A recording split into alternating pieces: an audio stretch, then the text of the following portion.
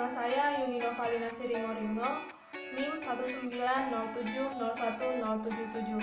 Saya adalah mahasiswa jurusan Sastra Indonesia Universitas Sumatera Utara.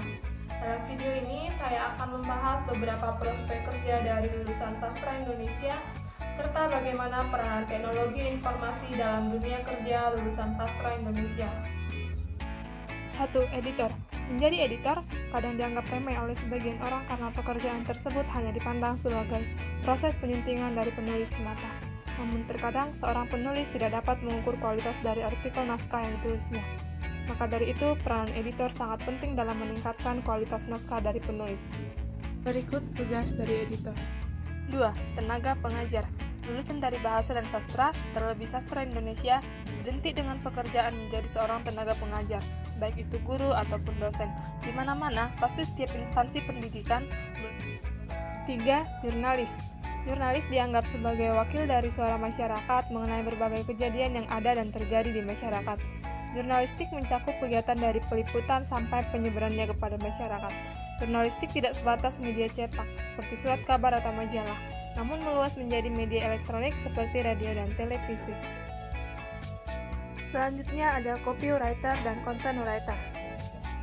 Copywriter biasanya membuat konten promosi jualan atau lainnya, sedangkan tugas utamanya membuat tulisan yang mampu menarik perhatian para pembaca dan akhirnya membeli sesuatu. Sedangkan content writer merupakan pekerjaan seseorang menulis konten artikel di blog, website, ataupun situs. Artikel tersebut harus informatif sehingga pembaca tertarik untuk membacanya. Artinya, content writer menulis informasi yang dibutuhkan target pembaca. Artikel yang dimuat harus informatif, mendidik, dan juga mengajak. Prospek kerja selanjutnya yaitu wirausaha. Menjadi pengusaha adalah salah satu prospek kerja dari lulusan Sastra Indonesia. Jika kamu memiliki bakat dalam berwirausaha, maka jangan pernah ragu untuk menjadi seorang wirausahawan.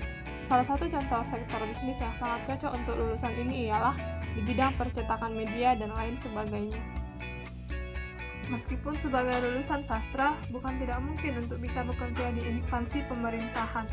Instansi pemerintahan yang paling relevan untuk lulusan dari jurusan Bahasa dan Sastra Indonesia ialah Kementerian Dalam Negeri ataupun Kementerian Luar Negeri. Selanjutnya, prospek kerja dalam dunia pertelevisian. Dalam dunia pertelevisian, kamu dapat memilih beberapa prospek kerja yang dapat dibagi lagi, yaitu sebagai penulis skrip film dan artis atau pemeran drama. Bila kamu adalah mahasiswa dari jurusan Sastra Indonesia, mungkin istilah leksikografer tidak asing lagi bagimu. Tugas dari seorang leksikografer adalah membuat kompilasi dan menerjemahkan kamus, baik itu dalam bentuk cetak atau yang diperbarui secara online. Selanjutnya, bagaimana peranan teknologi informasi dalam bidang sastra Indonesia? Teknologi informasi mempunyai manfaat dan andil yang cukup besar terhadap proses semakin berkembangnya ilmu sastra. Ilmu sastra selanjutnya menghasilkan karya sastra, misalnya puisi, cerpen, cerbung, dan sebagainya. Dahulu, sebelum teknologi informasi belum begitu canggih, dan orang pun masih awam dengan hal yang berkaitan dengan teknologi informasi, orang yang sebenarnya berbakat dan punya potensi dalam bidang sastra Indonesia dan bias menghasilkan karya sastra, akan tetapi tidak bisa, atau kalaupun bisa sangat sulit untuk mempublikasikan karya sastra mereka ke khalayak umum. Seiring dengan perkembangan mutakhir teknologi informasi di dalam kancah dunia sastra di Indonesia, berkembang pula semacam sastra elektronik, melalui berbagai situs, blog, atau mailing list sastra. Melalui sastra elektronik, tulisan atau teks yang di masa lalu memancangkan sebuah pikiran, kini berubah menjadi hypertext, yang menjadikan pikiran mengapung dan mengalir.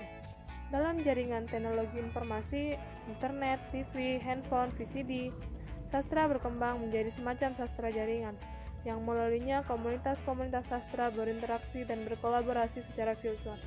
Meskipun demikian, perkembangan baru ini masih dilihat lebih sebagai peralihan medium sastra, semata dari teks ke arah hypertext, dari kertas ke realitas virtual, ketimbang perubahan substansial dan isi karya sastra itu sendiri. Konsep dan prinsip-prinsip sains dan teknologi itu sendiri pada kenyataannya belum banyak memberikan meneruh pada ekspresi karya-karya sastra. Nah, sebenarnya lulusan apapun kita tidak akan menjadi penghalang untuk kita melakukan pekerjaan apa ke depannya. Namun marilah kita menekuni bidang kita masing-masing supaya ilmu yang sudah kita pelajari dapat kita aplikasikan dengan baik. Demikianlah video ini, semoga dapat bermanfaat bagi teman-teman. Terima kasih.